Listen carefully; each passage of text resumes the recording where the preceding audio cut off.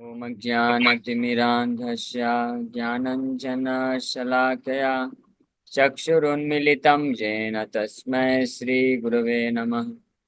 नमः विष्णुपादाय कृष्णप्रेष्ठाय भूतले श्रीमते भक्तिवेदान्तस्वामिन्निति नामिने। नमस्ते सारस्वती देवे गौरवाणी प्रचारिणि निर्विशेष शून्यवादी पाश्चात्यदेशतारिणि। नमो महावदन्याय कृष्णप्रेमप्रदायते कृष्णाय कृष्णचैतन्यनामिने गौरतुसे नमः।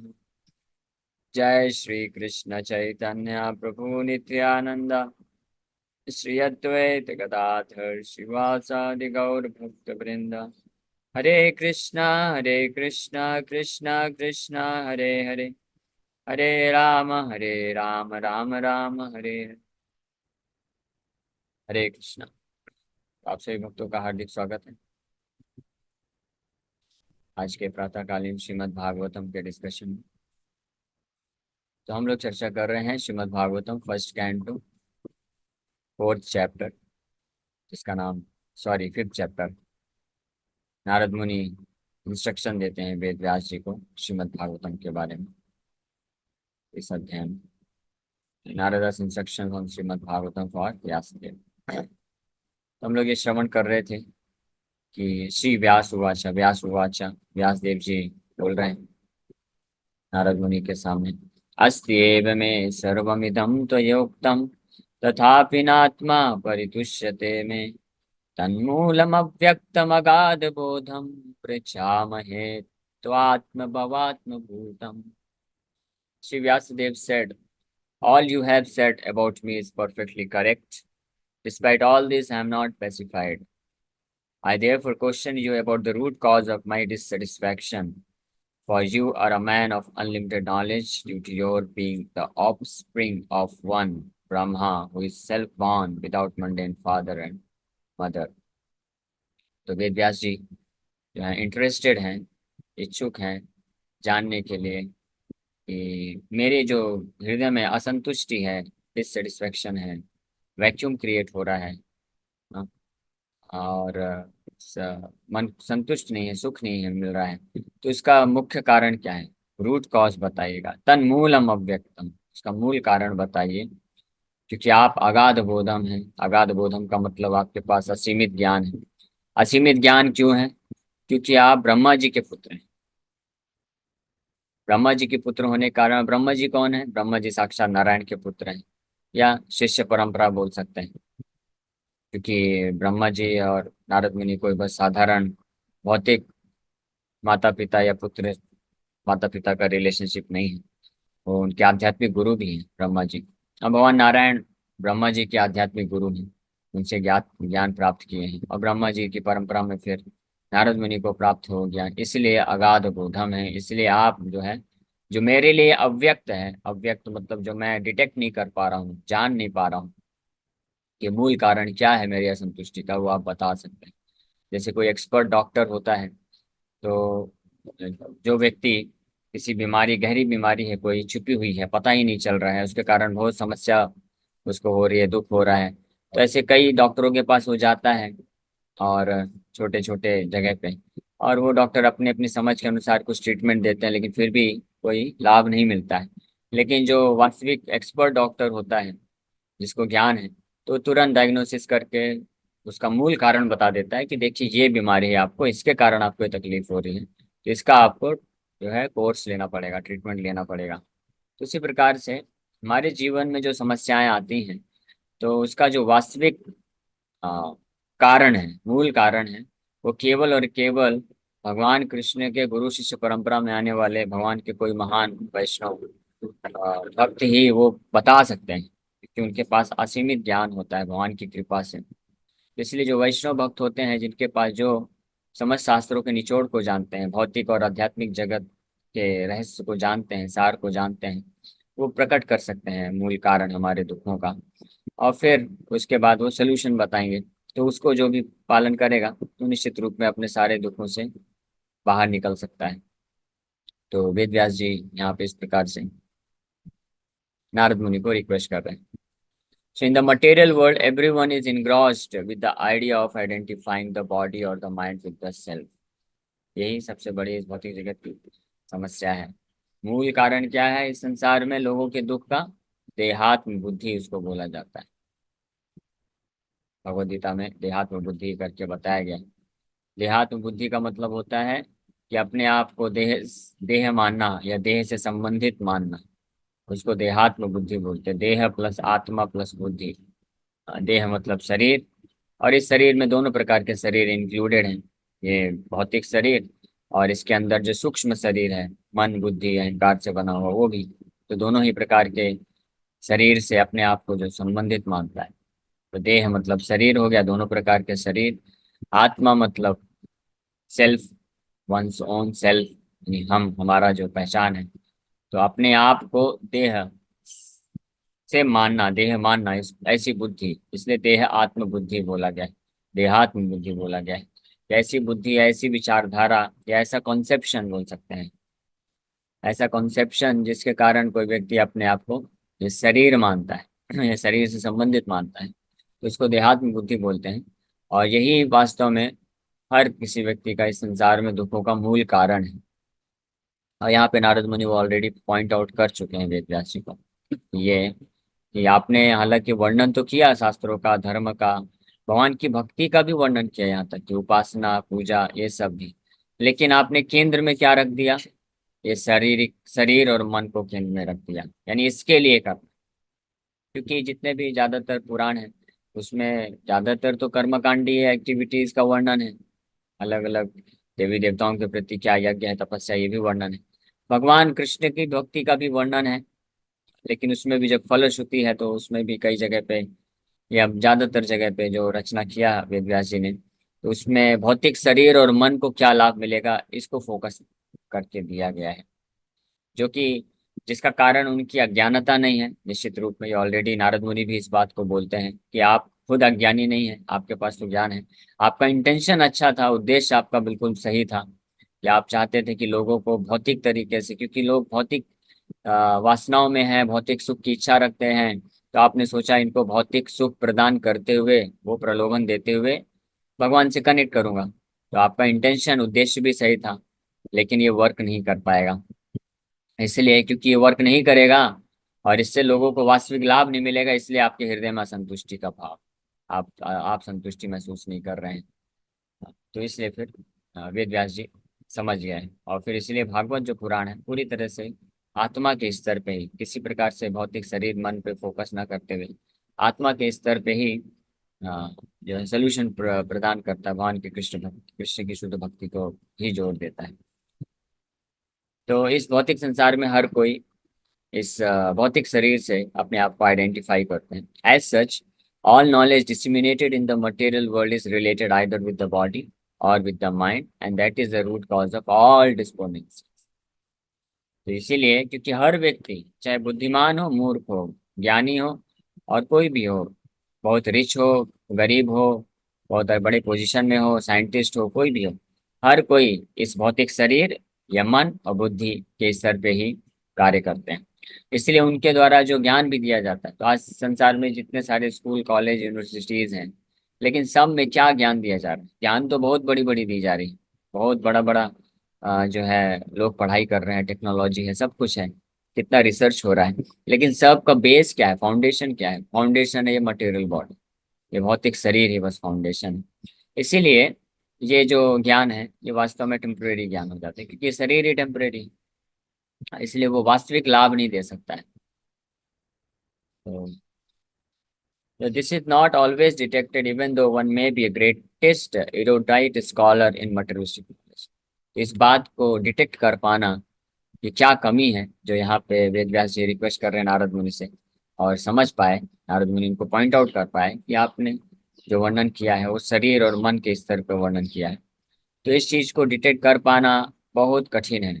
बड़े बड़े महान विद्वान लोग भी इसमें फंस जाते हैं, वो भी नहीं इसको पहचान पाते हैं। यहाँ तक कि ऐसे के कई साधु होते हैं, गुरु भी होते हैं, जो बाहर से तो दिखते हैं कि ये महात्मा है, सन्यासी हैं, साधु हैं, गुरु हैं, और ये कुछ आध्यात्मिकता की बातें कर रहे हैं, लेकिन अगर वो व्यक्ति किसी वैष्णव से नहीं जुड़े हैं, उस गुरु शिष्य परंपरा में नहीं आते हैं, तो प्रायः देखा गया है कि वो शास्त्रों के ऊपर बात तो करते हैं, लेकिन वो भी मटेरियल लेवल पे बात करते हैं, भौतिक स्तर पे ही ले जा करके बात करते हैं। शास्त्र में गीता भी बताएंगे तो वो इस प्रकार से शिक्षा देंगे कि भगवत गीता से आप अपने शरीर को, अपने मन को, बुद्धि को कैसे सफल बना सकते हैं, अच्छा रख सकते हैं। तो भी गीता के प्रिंसिपल्स को भी भौतिक स्तर पे ला करके रख देते हैं।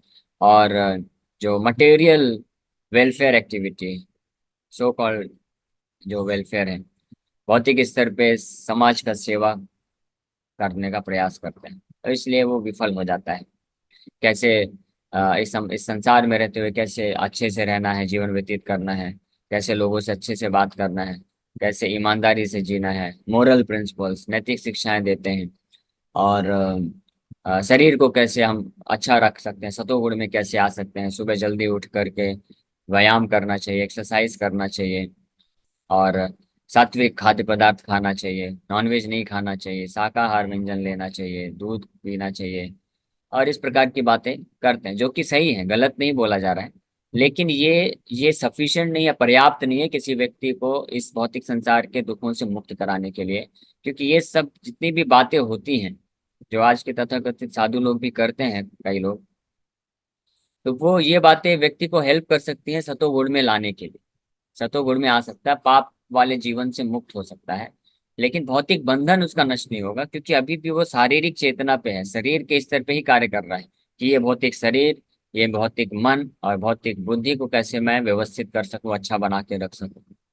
आत्मा के स्तर पे कोई बात ही नहीं हो रहा है। बात कैसे करेगा कोई? जब ज्ञान होना चाहिए तब तो बात करेगा, जब किसी को पता चलेगा कि आत्मा क्या है, कहाँ से आई है, भगवान का अंश है।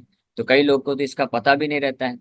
कैसे पता चलता है? अगाध बोधम है नारद मुनि, क्यों? क्योंकि वो ब्रह्मा जी के पुत्र हैं। तो इस गुरु शिष्य परंपरा में जो आते हैं शुद्ध वैष्णव, उनको ये ज्ञान होता है। और कुछ लोग को शास्त्र पढ़ने से पता भी चलता है, तो कई कारणों से, भक्ति ना होने के कारण, भगवान के प्रति ईर्ष्या भाव होने के कारण वो इसको स्वीकार नहीं करते हैं और इसको साइडलाइन कर देते हैं, इसके बारे में बात ही नहीं करना चाहते हैं। वो सोचते हैं।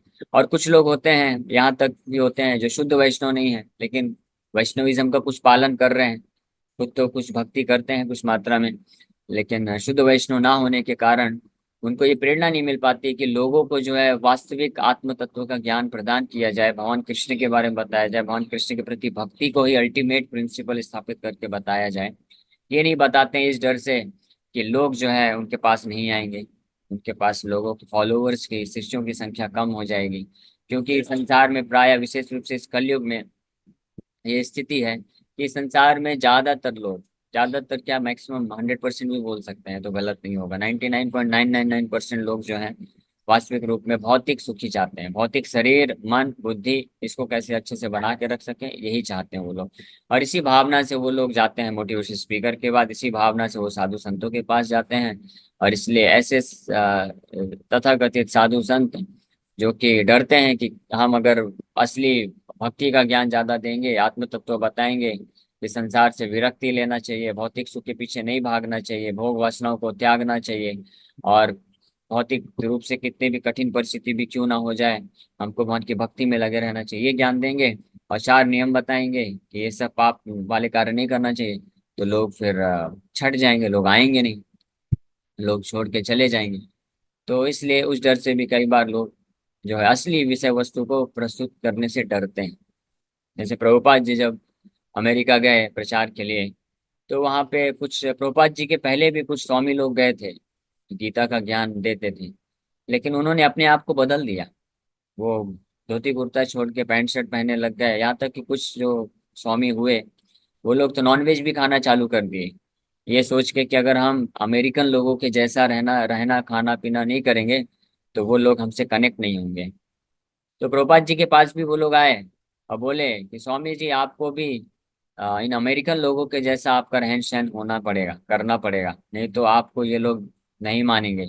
ये सोचते हैं कि भारत भारत तो गरीब देश है और भारतीय लोग भिखारी हैं, तो अगर आप उनको भारतीय वेशभूषा में रहेंगे, भारतीय तौर तरीके बताएंगे, तो आपको छोड़ देंगे। इसलिए आप भी जो है चम्मच से खाना सीख लीजिए, और जो ये धोती कुर्ता हमेशा मत पहनिए, पैंट शर्ट में आइए, और ज़्यादा भक्ति के बारे में मत बताइएगा, और ये पाप होते हैं इसको तो बिल्कुल मत बोलना। कि नॉनवेज कर खाना, नशा करना, अवैध स्त्री पुरुष संबंध रखना, जुआ खेलना, ये सब पाप है। ये तो बिल्कुल आप मत बोलना, नहीं तो आपको उसी समय वहां से ये लोग भगा देंगे। तो और प्रभुपाद फिर वो बोलते हैं, तो प्रभुपाद जी बोले लेकिन मैं इस उद्देश्य से नहीं आया हूँ। मैं यहाँ पे अमेरिकन तौर तरीके सीखने के लिए नहीं आया हूँ। मैं भारत से आया हूँ अपने गुरु की आज्ञा का पालन करने के लिए। मेरे गुरु जी ने आज्ञा दिया है, आप कृष्ण की शुद्ध भक्ति का प्रचार करो, बस मैं ये पालन करने आई हूँ। मेरे को फर्क नहीं पड़ता है कि कौन भक्त बनेगा, कौन मेरा शिष्य बनेगा, नहीं बनेगा। अगर मैं प्रयास करते करते यहीं पे मेरा शरीर छूट गया, मेरा मृत्यु भी हो जाएगा, और एक भी शिष्य नहीं बनेगा, एक भी व्यक्ति भक्त नहीं बनेगा, और लेकिन ये मैं अपने गुरु का आदेश यह शुद्ध रूप से प्रचार करता रहा, तो मैं अपने आप को सफल मानूंगा। इस प्रकार से प्रभुपाद जी डिटरमाइंड थे, दृढ़ निश्चयी थे कि कंप्रोमाइज नहीं करना है प्रिंसिपल्स में बिल्कुल भी। लोगों को जो है भ्रम में नहीं डालना है कि भारत से आए हैं, बहुत आध्यात्मिक शिक्षा दे रहे हैं, आध्यात्मिक शिक्षा के नाम पे भौतिक चीजें प्रदान कर रहे हैं। वो भ्रम नहीं देना। आध्यात्मिकता क्या है ये स्पष्ट लोगों को पता होना चाहिए। आध्यात्मिकता का और भौतिक जीवन का तालमेल बिल्कुल भी नहीं है। हाँ। इसलिए प्रभुपाद जी एक जगह लिखते हैं कि Krishna consciousness and sense gratification go ill together. कि जो इस संसार, भौतिक संसार की जो इंद्रिय तृप्ति की भावना है और भगवान कृष्ण की भक्ति है, ये दोनों साथ साथ नहीं चल सकते। जो भी लोग ये शिक्षा देते हैं या बताते हैं कि आप भौतिक संसार में जो पाप करना, पाप भी करते रहो, इंद्रिय तृप्ति भी करते रहो, और साथ में भगवान का भक्ति भी चलता रहता है, तो वो एक बहुत बड़ा आपको धोखे में रख रहे हैं, बहुत बड़ा चीटिंग है। क्योंकि किसी भी शास्त्र में ऐसा वर्णन नहीं है, चाहे भगवत गीता हो, भागवतम हो, ये दोनों, स्पेशली इन दोनों शास्त्रों में स्पष्ट वर्णन है, हाँ, कि भक्ति परेश अनुभवा विरक्तिर अन्यत्र सा। ये भागवत के 11वें स्कंद में बताया गया है कि भगवान के प्रति जो भक्ति है जितनी मात्रा में विकसित होती है, तो उसी ही मात्रा में परेश यानी भगवान जो सुप्रीम कंट्रोलर है उनका अनुभव होता है, साक्षात्कार होता है। और उतनी ही मात्रा में विरक्तिर अन्यत्र चा, और भगवान के अतिरिक्त जितनी भी चीजें उनके प्रति विरक्ति उत्पन्न होती है, ये लक्षण बताया गया है। तो ऐसा कैसे संभव है कि कोई बोलता है कि आप पाप भी करिए, आप नॉन वेज भी खा सकते हैं, नशा भी करते रहिए, जो करना है, जो इच्छा है आपका करिए, कांदा लहसुन भी खाइए, और साथ में भगवान का नाम जप करिए, भक्ति भी करिए। ये संभव नहीं है, ये तो धोखा हुआ। तो ना यहाँ पे वेद व्यास जी उस प्रकार के धोखे में नहीं रहना चाहते, इसलिए उन्होंने एक प्रमाणिक गुरु नारद मुनि को स्वीकार किया है। वो जानते हैं कि नारद मुनि इस प्रकार का धोखा देने वाला ज्ञान नहीं देंगे, क्योंकि वो स्वयं प्रमाणिक गुरु शिष्य परंपरा में, ब्रह्मा जी के परंपरा में आ रहे हैं, ब्रह्मा जी के शिष्य हैं खुद। तो इसलिए अगाध बोधम बोला गया है, असीमित ज्ञान रखने वाले। और उनको तन मूलम, निश्चित रूप में जो मूल है, मूल रूप से कारण बताएंगे। और इसी भाव को अर्जुन भी प्रकट करते हैं गीता में। अर्जुन भगवान कृष्ण को जब समर्पण करते हैं, तो वो अर्जुन बोलते हैं कि कार्पण्य दोषोपहता स्वभावा पृच्छामि त्वाम धर्म सम्मूढ़ चेता यश्रेयस्यान् निश्चितं ब्रूहि तन्मे शिष्यस्ते हम साधि माम त्वाम प्रपन्नम। तो अर्जुन बोलते हैं कि मैं अभी भ्रमित हूँ, मुझे समझ में नहीं आ रहा है कि मैं इतना विचलित है, मन असंतुष्टि महसूस कर रहा हूँ, इसका कारण क्या है। तो वो तन ब्रूहि सुनिश्चितम, सुनिश्चित करके मुझे बताइए क्या कारण है, और मुझे जो है टेम्परेरी चीज मत बताइएगा। कृष्ण को बोल रहे हैं, तो अर्जुन बोल रहे हैं कि कृष्ण यश श्रेय श्यान निश्चितम ब्रूहि तन में, यश श्रेय जो मेरे लिए श्रेयस्कर है। श्रेयस्कर मतलब जो है, श्रेय का मतलब होता है अल्टीमेट बेनिफिट जो है मेरे लिए। ये टेम्परेरी बेनिफिट, मटेरियल बेनिफिट मुझे मत बताइएगा, आप मुझे अल्टीमेट बेनिफिट जो स्पिरिचुअल बेनिफिट है वो बताइए। ये श्रेय श्यान निश्चितम, निश्चित रूप में वही मुझे आप बताइएगा। मैं आपको शरणागत होता हूँ, मैं तैयार हूँ। और उस अल्टीमेट बेनिफिट को, आत्मा के स्तर के लाभ को प्राप्त करने के लिए मुझे जो करना पड़ेगा मैं तैयार हूँ करने के लिए। इस प्रकार से अर्जुन ने भी इस प्रकार से जिज्ञासा किया, तब भगवान कृष्ण जो है इमीडिएटली, भगवान जो है बिल्कुल भी इधर उधर की बातें नहीं किए मोटिवेशनल स्पीकर की तरह अर्जुन के मन को या संतुष्ट करने के लिए। इमीडिएटली भगवान बोले कि अर्जुन तुम बहुत बड़ी बड़ी बातें करते हो, लेकिन वास्तव में तुम मूर्ख नंबर 1 हो। क्यों? ऐसा क्यों? क्योंकि तुम शरीर के स्तर पे बातें कर रहे हो। इसलिए जो विद्वान पंडित होते हैं, गतासून अगतासून च नानुशोचन्ति पंडिता, जो असली पंडित व्यक्ति होते हैं वो इस शरीर के जीवित रहने और शरीर के मृत होने पे शोक नहीं करते हैं। और फिर भगवान चालू कर दिए, सबसे पहला ज्ञान भगवान यही दिया आत्मा का। देहात्म बुद्धि से अर्जुन को ऊपर उठा रहे हैं पहले, सबसे पहले। इसलिए गीता का सबसे पहला लर्निंग है, शिक्षा है, आत्मविज्ञान भगवान ने प्रस्तुत किया है। श्लोक संख्या 11 से ही, इनफैक्ट 12 से 12 में, फिर सिस्टमेटिकली 11 में अर्जुन को जब डांटे तो उसमें भी बता दिए कि जीवित और मृत के लिए शोक नहीं करता है बुद्धिमान व्यक्ति, यानी शारीरिक चेतना को 11 नंबर श्लोक में ही, पहला श्लोक बोलते ही वहां पे खंडन कर दिए भगवान शारीरिक चेतना को। और फिर 12 नंबर श्लोक से लेकर बताना चालू कर दिए 30 नंबर श्लोक तक, कि आत्म तत्व बताए पूरी तरह से कि तुम सब अर्जुन, ये शरीर नहीं है, तुम आत्मा हो। तो आत्मा किस तरह की बातें करो, आत्मा के लिए सोचो। शरीर तो नश्वर है, टेम्परेरी है, कुछ सालों के लिए तुम्हारे पास है। तुम शरीर को लाभ देने के चक्कर में अपने आत्मा को कॉम्प्रोमाइज क्यों कर रहे हो? ये तो मूर्खता हुई ना। जिस प्रकार से कोई विद्यार्थी है, अभी उसका, वो कॉलेज में पढ़ाई करने के गया है और उसका एग्जाम आने वाला है, तो अपने एग्जाम और स्टडीज को कॉम्प्रोमाइज कर देता है टेम्परेरी कुछ एंजॉयमेंट के चलते हैं ना, मूवी देखना है, पार्टी में जाना है, इसमें उसको टेम्परेरी कुछ क्षणिक जो सुख मिलता है, तो उसको प्राप्त करने के लिए वो अपने जो अल्टीमेट बेनिफिट है वहाँ पे, कॉलेज का एग्जाम्पल है तो उसको जो है सेक्रीफाइस कर देता है, तो मूर्ख नंबर 1 हुआ।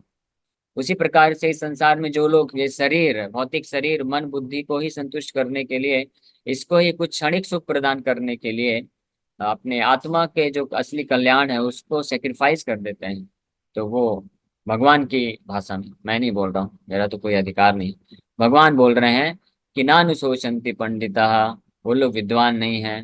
भगवान बहुत ही सज्जन तरीके से बोल रहे हैं। इनडायरेक्टली भगवान यही बोलना चाह रहे हैं कि वो मूर्ख नंबर वो 1 है, जो अपने आप को केवल शरीर के क्षणिक सुखों को प्राप्त करने के लिए जीवन यापन करता है।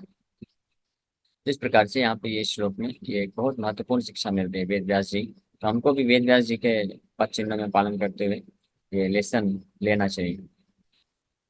So it is good therefore to approach a personality like Narada to solve the root cause of all despondency. Why Narada should be approached is explained below.